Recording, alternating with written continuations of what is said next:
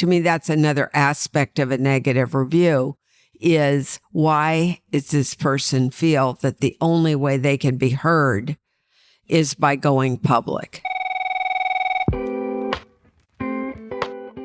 Well, hi there. I am Andrew Watkins, and if you're listening to this while juggling 3 patient calls, checking in a couple patients, taking a payment, selling skincare, and trying to catch your doctor in between procedures, you might be working in an aesthetic practice. And I'm Blake Lucas, and this is Practice Land. This is not your doctor's podcast. This is a really special episode, and I'm standing in for Andrea Watkins. My name is Eva Shea, and this is Practice Land, presented by PatientFi. And my guests today are Marie Olesen and Janelle Robinson from Jolla Cosmetic. Thank you both for being here. Glad to be here. Janelle, not glad to be here. Yes, of course. Always. This is pretty much the dream team. And between the two of you, I'm not going to count how many decades of experience you have. But you have a special work relationship that's turned into a lifetime relationship. Marie, do you want to describe a little bit of that history before we get into it? Yes. So Janelle just celebrated her 21st year with us, and we were looking back, and she came straight out of college as a marketing assistant. And then she evolved in the organization, taking more and more responsibility, and we changed titles along the way. And she's now the COO, and I'm the CEO. And she has 2 daughters. She has twin girls who were just 16. And we joke that Janelle is so efficient, she had her 2 children in one pregnancy. And it's not a bad analogy for how she conducts her life, really. Do you agree with all of this, Janelle? Absolutely. I didn't want to have to take another maternity leave. So I thought, how can I get, more bang for my buck, right? Yes. So in terms of the day-to-day and how you work together, who leads what inside the practice? I'm really here on a day-to-day basis, but Marie and I closely work together, even if we're not physically together. And really, she is the heart of this practice and where a lot of the culture and values and everything were stemmed from. And my working with her so closely for 20 years, I can really extend a lot of that vision on a daily basis, being here physically. And we've lately, because I'm only physically on site 1 day a week and I work part-time at this point, we try to say, if there's something ongoing, I'm not going to come in on my 1 day a week and get in the middle of something where she has already had conversations or whatever. So I deal with the surgeons, I deal with strategic issues, I'm help on the marketing. I'm the mom that creates a culture where people feel welcome and respected and loved, actually, so they can then take those same characteristics to the patients. You said it so well. I have also benefited from the way that you approach work. And you just said something about feeling loved. And what popped into my head was flowers. Mm-hmm. There's so many things that you've baked into the culture that tell people that they're loved, not just the people who work there, but the patients too. Mm-hmm. Mm-hmm. And so that's just one of them, but there's probably hundreds more.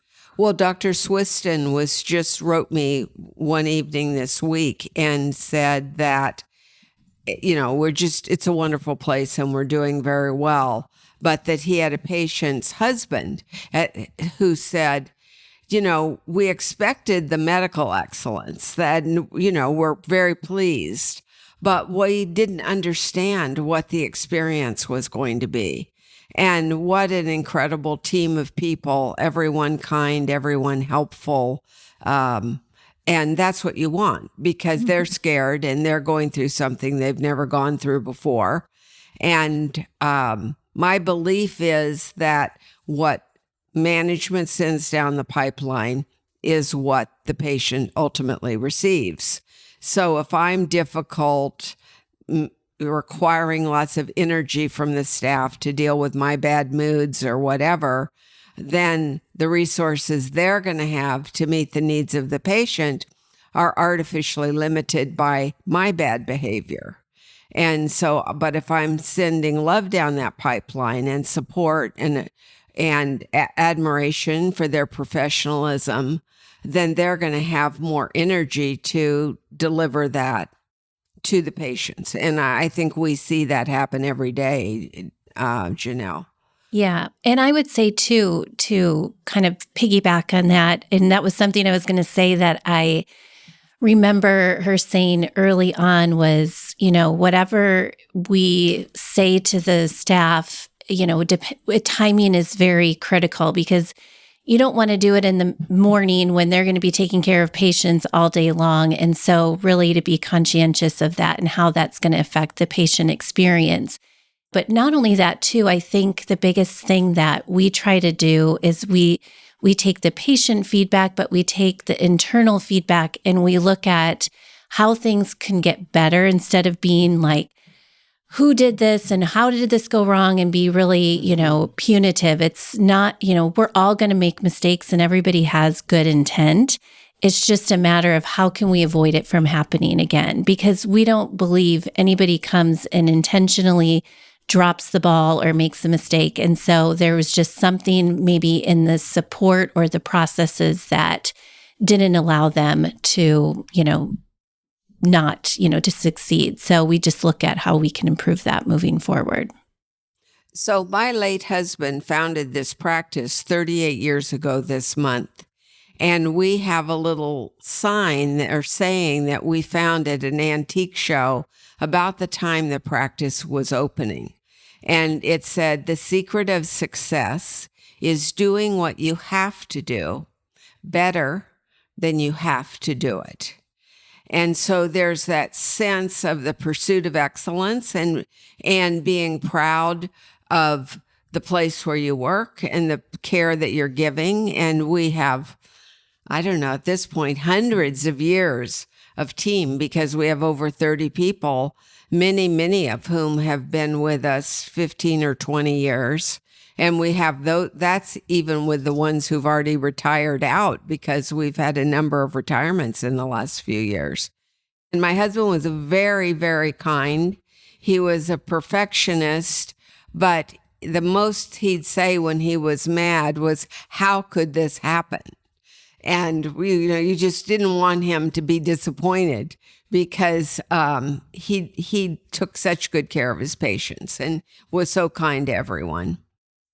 At one point, I learned that the striving is the point, and the way that you know that a company culture or a business's culture is failing is that people stop striving for perfection or for excellence. And you never stop trying to make things better. Even if that goal is completely unattainable, that's not the point. The point is that everyone that's there keeps trying to make it better. Right. When we first founded the practice, we had made a whole bunch of decisions about what we thought the consumer wanted in terms of our location, our decor, how we advertised, whatever. And a lot of those things turned out to be wrong.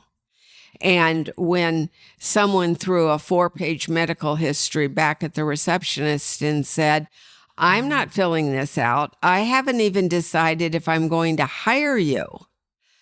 And someone else walked in and looked at this gorgeous living room and said, I'm not paying for this. And we thought, we don't know what we're doing. We have good intent here, which is to provide a special place for the cosmetic patient. But it was our theory about what she wanted or needed. And so we began surveying patients in 1988. And we now have 38 years of patient feedback. And I think that we probably have the most enduring of any practice in any specialty in the country. And aesthetic medicine is driven by the patient. They're the payer. And so us doing what we can to understand. I'm going to say she because it's 82% women, what she wants. It just seems like the kind thing to do as a human, but it's also a smart thing to do. And we all agree we want to serve the patients. So they have the highest voice in all of this. Which brings us to why we're here today, which is to talk about reviews. And that's the outcome of the patient experience. Mm-hmm. So most practices treat reviews as something that they're just supposed to get. They don't think about it beyond the impact of how they look on Google search or on a Yelp page or wherever it is that patient is looking. But you do that differently, and you leverage them for many things, including marketing, but also as an operating tool. So that's really what we want to learn from you today. Walk us through how the reviews are used tactically in the practice today. Like, what do you do with them? You have thousands and thousands of them now. I just looked. I couldn't believe the number. And I've never seen anyone with more, which comes from just asking everyone, right? Mm-hmm. But then, for a long time. Yeah. So from 2011, we've been asking through real patient ratings. And then for almost 20 years before that, we were asking in paper surveys. And so the system is the patient has a visit, a consult, or a treatment or a surgery, and a independent invitation comes from a third party, in this case, real patient ratings. And the patient is allowed to anonymously provide their feedback, and their overall satisfaction score becomes the rating, and their reason for that score becomes the review. And then they've answered many other questions, and then we use the answers to those questions to find issues within our service systems or our care, or communication, or education, and then to fix them. If there's a recurring theme, then we know the consumer's changing because we had it fixed at one point. And so then we need to adapt to new consumer needs. Can you think of any examples? Go ahead, Janelle. Well, I was going to say, too, the nice thing about it being sent to them in a survey format is it's giving them an avenue and an opportunity to let us know, was there a problem, instead of letting it fester, never come to life, and then later end up on Google or Yelp. And so we've been able to pick up a lot of things that we may not have ever known because we're truly asking for their feedback. And that in itself speaks volumes to people. And then when we do ask if we can be in touch with the patient, if they will reveal their identity, they are actually really surprised that their survey was even read and that we even care to reach out. I mean, it's really, really an opportunity to turn things around for people. Do you have any stories you can tell us about things you learned from the surveys? I mean, so much. Every single time. That is the thing that, whether it's been Marie or I have spoken to the patient, we always say, as a result of this feedback and your experience, we are going to we don't just tell them we're going to make a change. I try to tell them what that change actually is and was. And so, I mean, I remember actually, I had a patient who was disappointed about where her arm lipos incisions were because the arms are a little bit more visible. And even though we do the marking before surgery, you still, they don't always know, are you marking the area that the fat is going to come out of, or are you marking the area where the incision is going to go? And so we actually started taking pictures of the markings and making sure that whole process was more clear for the patient and that they understood, and that the markings for the incisions were different than the markings for the area treated. So, we've made some changes because we realized, wow, we just were marking that whole area. They don't know how to distinguish or interpret that. And so that was one thing that I can think of off the top of my head. But if somebody's feeling a certain way and they're confused throughout the process, there's usually a valid reason for it. And, with systems and technology changing, we have to always be improving how we get that information to people. So, the reviews come in to us weekly, and then I share them with the entire team. And I find that comments when the reviews fall within 3 categories. One is lovely things about the surgeon and how they educated them and listened to them and whether they were easy to talk to.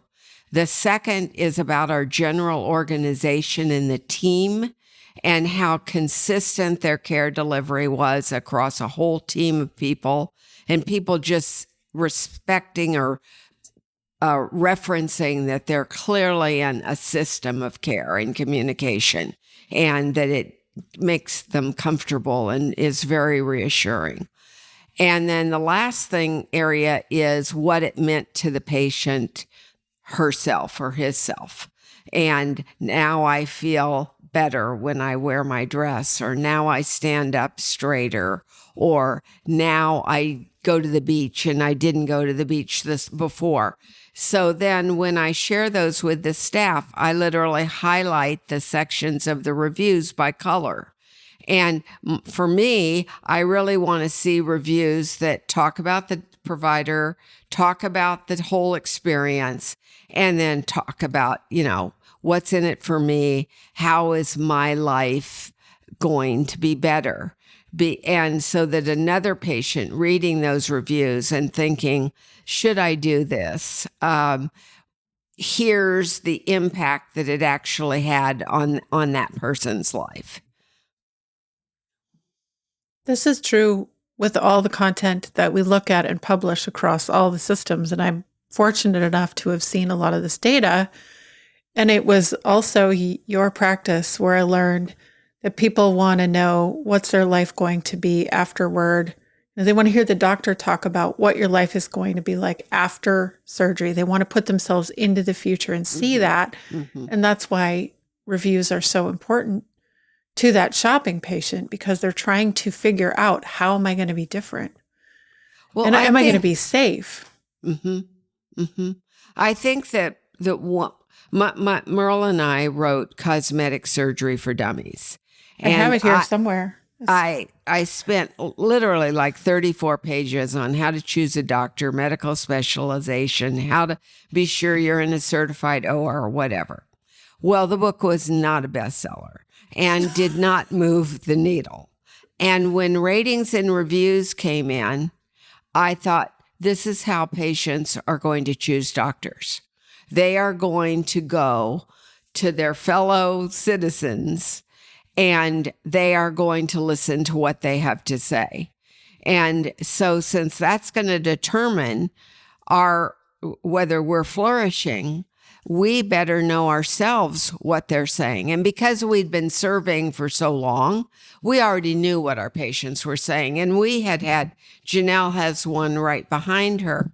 We had these leather books in our waiting room in the 90s with all the single page reviews, where surveys, and people would put them in and we'd put them in the waiting room. So literally we've been helping patients read other patients' reviews of our services since 88, because we started it almost instantly when we realized we didn't know what we were doing. I mean, our intent was good, but we didn't understand the person that we were trying to help and what their needs were. Well, whenever we have a new hire, I do this. I like to meet with them on the first day to give them kind of an overview of our systems and what the teams do. And one thing that I say is how we've been serving from the beginning and how the pre-op booklets are evidence of that coming from a survey. And that is how serious we take it, that there was software developed and a book formed. And then later, it's really important, I think, for a new hire to understand how valuable the patient feedback is and how much we really focus on their experience. Yes, yes. When a doctor or a provider is called out by name with negative feedback, either in a survey or a review, what is your process for handling that? We share it privately. Usually I don't share it with the entire group because our group happens to include our team of about 30 plus our med spa team. And they're basically so rare, less than 1%, that it just, and unless there was a review, a one that really said we can all learn from this rather than an individual physician needs to learn from it, then I don't share it with the whole team. Mm-hmm. Again, I would not embarrass someone across 30 people over a random, rare response by a single patient. Why do you think that it's so rare that you just don't get them? I mean, I've seen other practices get them a couple times a month. Because we truly serve. We do not think the patients are chattel. We know they have many choices, and we serve, and we flourish from that attitude. And this is like the husband saying to Dr. Swiston, we knew she was going to get good surgery. We had no doubt about that, but we're just awed by what a great experience this is and how a whole team of nice people, and no drama. They're just really, we have little to no drama. And that comes from our founder, who's not with us anymore, but that part of him lives on for sure. Well, and I think just the sheer fact that everyone here knows that every patient is going to receive a survey does change behavior too. And, I do think everyone here, we choose to hire people who are aligned with our values. And so, but at the end of the day, I think you can't help but not have that in the back of your mind. And that's true. So it does make a difference because you can't escape your bad behavior.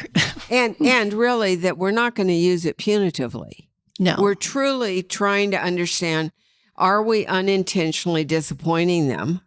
And is it something we can change, we can fix so we don't upset someone else? I still used to say that I feel a little bit like Atlas with the big rock on my back, pushing it up the mountain, trying to get everyone to really understand what the patients needed and wanted. And once we had real patient ratings and we had the surveys coming, somehow that changed it. And everybody suddenly this isn't Marie or Janelle's theory about what patients want. Here it is in black and white. And then these reviews are coming all the time. And every time they come, they're shared. And so I think everyone has really learned what creates a review we can all be happy with, and when do we feel slightly vulnerable if we have just unintentionally disappointed somebody. Well, I think the benchmarking is another big part of it because, if you just told one of the doctors their satisfaction score is 96% or that they have an average score of 4.6, how would they know is that good, And so having the benchmarking amongst the group of our physicians or those in the system on the West Coast or nationally, it really helps them know how they stand against the norm. And that score means more to them then. I'll tell you, this is from the real patient rating side. Had a large OBGYN group of about 45 doctors start using real patient ratings. And we did an initial survey of looking back for some period of time. And so the manager called me and he said, okay, Marie, I have all these scores and I have all these scores by procedures. And I have this whole cluster of doctors with 95% satisfaction across multiple procedures. And then in each procedure, I have somebody with 60 or 40 and he said, what do you think I should do about that? And so I said, well, you tell me, what do you think you should do? And he said, well, I think I should tell them to either learn to do it or stop doing it. And I said, bingo. And so the fact is, all of us don't do everything perfectly. And groups have the wonderful advantage that if someone doesn't like to do something or doesn't do it as well as other things, there's no reason they have to do it. And so just being accountable in that sense to what do your scores actually say. If you don't like to do something and you are getting lower satisfaction scores, why are you doing this? There's a whole other parts of your practice where you're excelling, and why don't you stick to those things? Sometimes isn't it true that the patients are the reason that the benchmark is low too? I'm thinking of rhinoplasty in particular, that the rhinoplasty patient is not usually as happy as the breast reduction patient, right? Right. Much harder procedure. Much, much harder. Yeah. Also, much harder to be happy as a rhinoplasty patient. Yeah. Yeah. Well, the imaging has helped that. That's one really technological advance that's occurred probably since 1990, where you could use digital imaging to get an idea of what your nose was going to look like, and then agree, yes, that's what I'm trying to achieve. And then the key for the surgeon is to make sure they're showing a picture of something they can achieve surgically. You tell me, I just have to bring this up because every time you say one of those things, I think of another story that you've told me. And didn't you tell me once that Dr. Olesen used to print the photos and then do something to print what he thought the after? What was he doing? What was that? In the earliest years, we had a photographer in a dark room, and they would put tracing paper over life-size black and whites. And so the patient would come for her facelift consult. Then the photographs would have to be printed. So the patient had to come back for a photo review visit a week later. And he would have drawn on the tracing paper what he thought he could do. And he had like 95% conversions from those second visits. And he said to me, anybody who sees themselves in life-size black and white wants surgery. And so he always thought digital imaging really set him back a bit. But he had such a big advantage when he was drawing on photos. Yeah. Amazing. He was always so ahead of his time on everything. He was way, way ahead. Yep. If you're, just to bring this back to our usual audience of Practice Land, if you're listening and you're thinking, there's no way that I can bring this to my doctor or to my administrator and say, we really need to be surveying every patient. This is probably a Janelle question, how would you tell a front desk person to approach this topic with the people that are in their own leadership? Well, I think staff like to have that validation of how they're doing. And I think about even when we had another practice merge with us and we did all of these reports on, coordinator conversion rates and all of this. And it was intimidating to them at first, but they later said, I love knowing that if I saw 10 people, how many I scheduled and whether I should be doing something better or if I'm doing something right. And so surveys provide that validation. When you're working so hard and you're trying to make a difference, and then you get called out on a survey, or the doctor, can measure his quality of his staff that he's not with 24 hours a day. And this is sort of a little mini manager. So I think the other thing, I think the staff sees the disappointment of patients, sees the things that occur in the practice that unintentionally or naively disappoint patients. I don't think the doctors maliciously want to disappoint patients, but they don't understand the correlation between things that disappoint them and the growth of their practice, their ratings and reviews. And it's hard for the staff to tell the doctor. Whereas if you can let the patient tell the whole team, then to me, if you work for a wonderful doctor and you think that he wants the practice to grow, then you would say, I think our practice will grow if we take a more proactive approach to ratings and reviews. And you might in the beginning find a few things that you have to fix.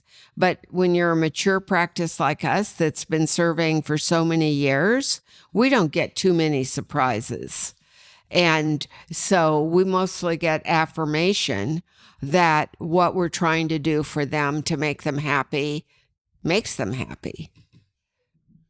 And patients are looking for this validation too. And so even after they come in for a consult, they are still going and doing research to make sure they've, made a good choice. And so they're going to continuously look to hear from other people. And this is content for them, because we can say our doctors are great till we're blue in the face, but it's what they hear from actual patients that's far more convincing and compelling. So, yes, I've just put new feeds on our website that include real patient ratings reviews, Google reviews, real self reviews, so that the patient doesn't have to leave our website to go do their research about who we are.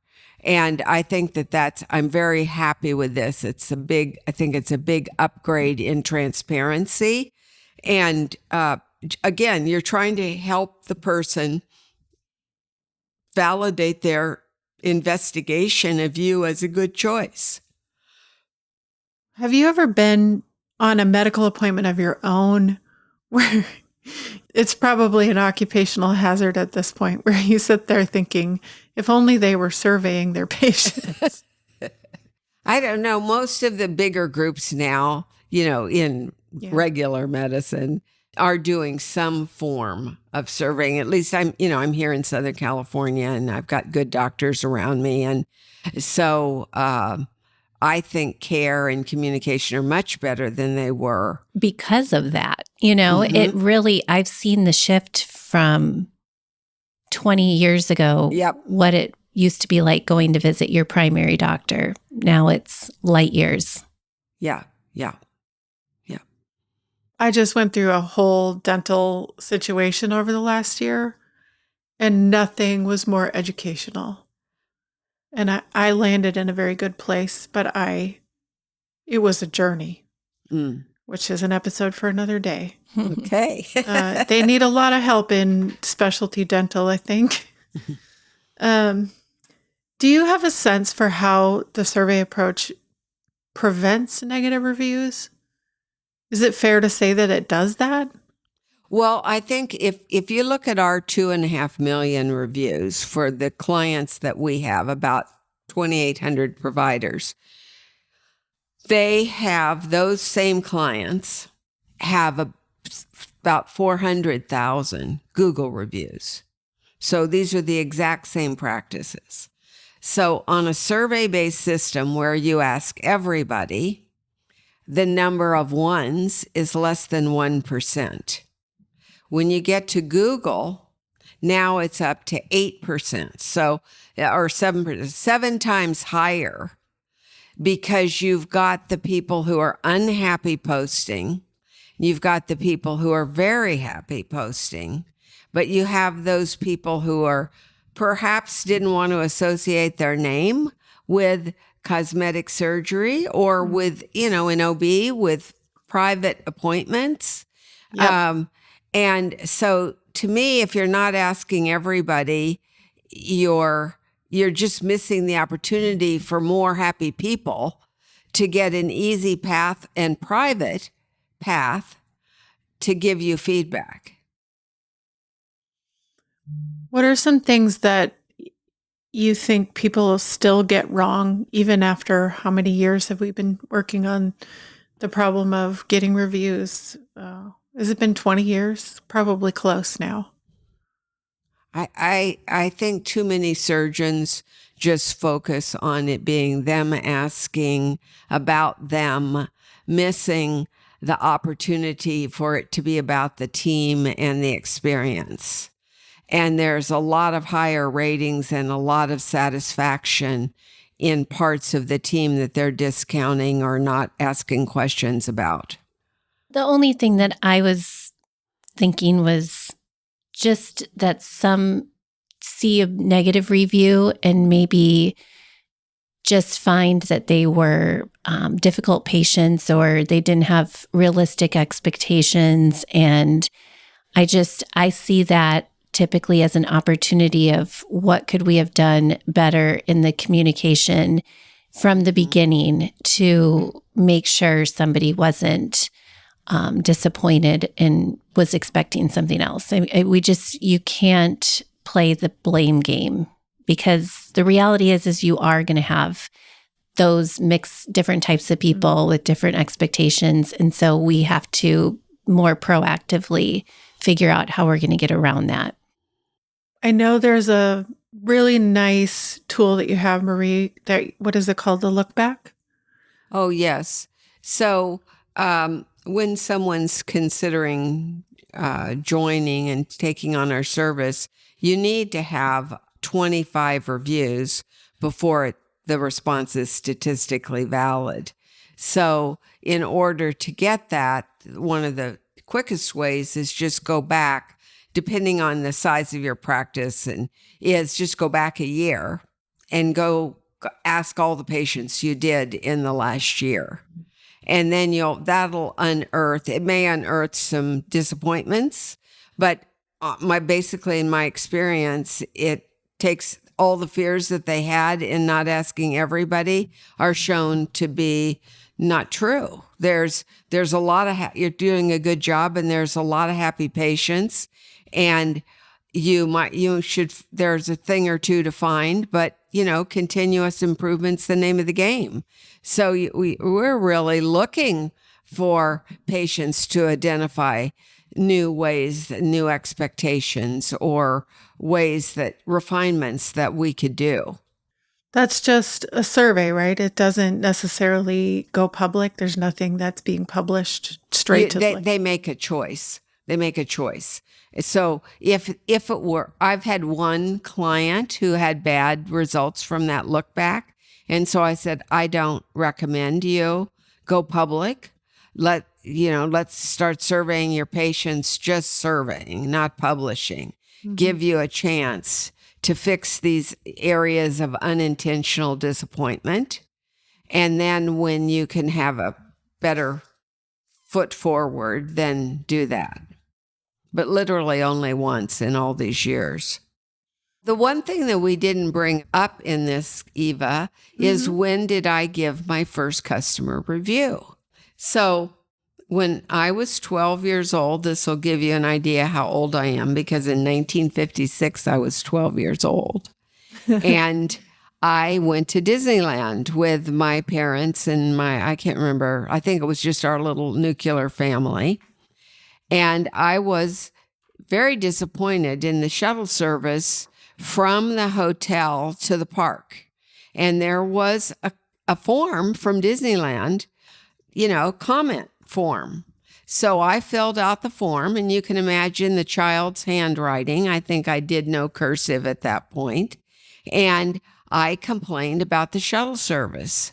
So I have on my LinkedIn the letter that I got from the Disneyland Hotel acknowledging my disappointment with the shuttle service, saying they were sorry about the shuttle service too, that they were new and not everything they did was working exactly as well as they wanted, but that they were working on this and they thought that I would find when I returned that this had been resolved.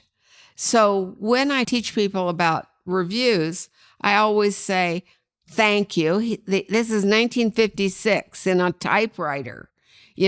Thank you for your feedback. Yes, we agree there is a problem. We are new, so it's a new problem, and we're fixing it.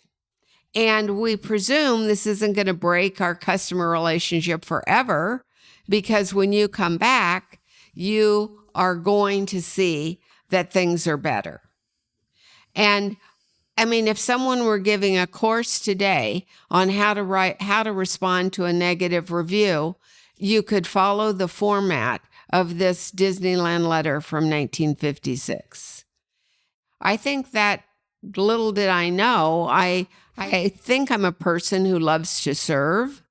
And so it doesn't surprise me that I serve, but I do believe that this openness to analysis and improvement really set something in me that has then gone on all my life. It was either there or it was validated by his response. I would love to see a letter you sent to them. I wish we had that too. I know, it was a form. So I have no idea. Form. Yeah, it's like a comment card type form. Oh. It's really exceptional that they did that. Mm-hmm. To a child. But the child was their customer. Yeah. And they knew that. It is such an unusual experience to be wowed, especially when you believe you were wronged by a business or, in any situation like this. Do you still have a process where you reach out to patients to resolve things like this? What does that look like? Mostly Janelle, because by the time most of the ones relate to something surgically, and they generally aren't a surprise, but they are also that person has become frustrated enough with our response that they feel like they need to say so in a review. To me, that's another aspect of a negative review is why does this person feel that the only way they can be heard is by going public? Yeah. And I think a lot of times the nature of our journey is that people have to wait for the healing process or before we can surgically address their concerns with a revision. And that is a really hard thing for people. And sometimes when, to Marie's point, that they don't like maybe the response that they've gotten from the internal team, it's hard because the internal team, I think, has to sometimes, the care team that is, be reminded of how hard that time and waiting is for patients. And even though they know things are going to get better or that they will revise them surgically if there's still any issue, it's just the patient really needs that reassurance. And so when those comments come in or concerns through a survey and I reach out, they know then that I'm going to be overseeing their follow-up care from that point on, and that they have someone in their corner and really being a liaison to make sure that their voice is heard. And so that becomes really important and valuable to them. Yep. Mm-hmm. As the manager of or the leader of the teams that are talking to patients all day, every day, Janelle, do you think that this whole culture of reviews and surveys and feedback helps your team feel safe enough to proactively bring problems to the surface and solve them before they get to the survey? Yes. I think that's a very important question, Eva, actually. And it's not one I've thought to mention very often, but it does. The very process gives permission to the entire team to intervene. Yeah. I just had this yesterday, just FYI, this happened over the weekend and we're going to, have her come in. It's just just have your radar on that, because this could be something that we want you to intervene on sooner than later. And so, but you're right, that does create that culture within the team that we want to know about these things, and we're going to listen and we're going to take it seriously. And it's not okay if somebody's feeling frustrated through the process. I think, that the presume good intent, that saying, which is there's no one on our team who is trying to harm the patient or disappoint the patient or create friction. But if it's happened, it needs to bubble up and it needs to be acknowledged and begun to be dealt with. And the sooner we know, the better. And the Yeah. And I've also found when I speak to patients and I've shared their feedback with the doctor has no idea they feel that way and has never been told they felt that way. And the patients don't often feel comfortable sharing that with them, because if they are unhappy with something with the results, they feel like it's criticizing their work, and it's intimidating to be forthcoming with them, whatever the reason is. And so that's where I do think the surveys give them another outlet to be able to do that too. And of course they have their nurse and their medical assistant, but sometimes it's just not that easy to have a private conversation without the doctor around. And so again, this just gives us the opportunity to stay on top of it too. And it's interesting because the way we do it is the surveys are anonymous. So we want them to give honest feedback without fear of reprisal. And then if someone does bring up something that everybody will go, who is this? And we're not sure. And so then there's this way within Real Patient Ratings to ask for the practice to request for the patient to release their name back to us. And oftentimes they do say, fine, here's my name. But every now and then they'll just say, no, I'm not giving you my name. I was having a bad day. Everything's fine. But even just the fact that the practice, Real Patient Ratings says the practice wants to reach out, it's acknowledging that we are paying attention to this feedback and that we care enough to want to be in touch with them personally. So I think that speaks volumes. Yes. Well, Marie, where can we learn more about Real Patient Ratings? Well, at realpatientratings.com. And then its parent site is Visium, Vizium.com, but you can get there from realpatientratings.com. And then you can see the listings for the practices, for the providers, for the procedures. You can learn a great deal. And of course, read ratings and reviews. Got a wild customer service story or a sticky patient situation? Send us a message or voicemail. If your tale makes it into our She Did What segment, we'll send a thank you gift you'll actually love. Promise, no cheap swag here. Are you one of us? Subscribe for new episode notifications and more at practicelandpodcast.com. New episodes drop weekly on YouTube and everywhere you can listen to podcasts.